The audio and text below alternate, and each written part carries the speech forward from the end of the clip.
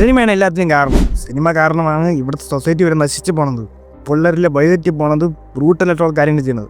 സത്യത്തിൽ സിനിമയാണോ എല്ലാവരും ഡിവൈഡ് ചെയ്യുന്നത്? സിനിമ ഒരാളെ ഇൻഫ്ലുവൻസ് ചെയ്യും, ചിലപ്പോൾ ചെയ്യാതിരിക്കും. ഒരാളെ പൂർണ്ണമായിട്ട് സിനിമ ഇൻഫ്ലുവൻസ് ചെയ്യുന്നതെന്നൊക്കെ ഒരിക്കലും പറയാൻ പറ്റുന്നില്ല.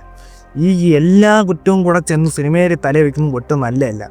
ഒരു വലിയൊരു സംഭവത്തിനെ വെച്ച് എല്ലാവരും ചർച്ച ചെയ്തതിനെ ക്രിറ്റിസൈസ് ചെയ്യുമ്പം അതിനെ ഡീബേറ്റ് ചെയ്ത് വിടാൻ വഴി തിരിച്ചു വിടാൻ വേണ്ടി സിനിമയുടെ തല കൊണ്ട് കുറേ കാര്യം വയ്ക്കാം.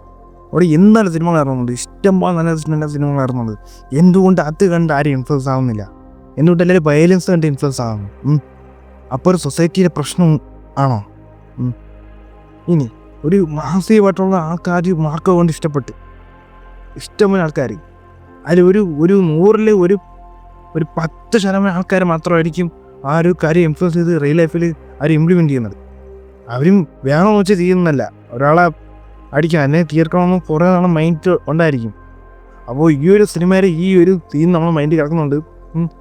അത് നമ്മൾ ചെയ്യാൻ നേരത്ത് അത് നമ്മൾ ഇംപ്ലിമെൻറ്റ് ചെയ്യാൻ നോക്കും. ആ റിയൽ ലൈഫിൽ പ്രാക്ടിക്കലി അത് ചെയ്യാൻ നോക്കും. അതാണ് ഇൻഫ്ലുവൻസ്. അല്ലാതെ കണ്ട ഉടനെ ചെന്ന് ഒരുത്തനെ കൊല്ലുന്നല്ല സിനിമ ഉണ്ട്. അപ്പോൾ ഒരാളെ മൈൻഡ് എങ്ങനെ വെച്ചിരിക്കും പോലെ ഇരിക്കും.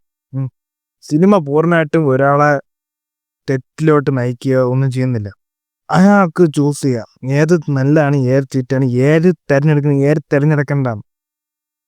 അതുകൊണ്ട് don't criticise movies for this situation.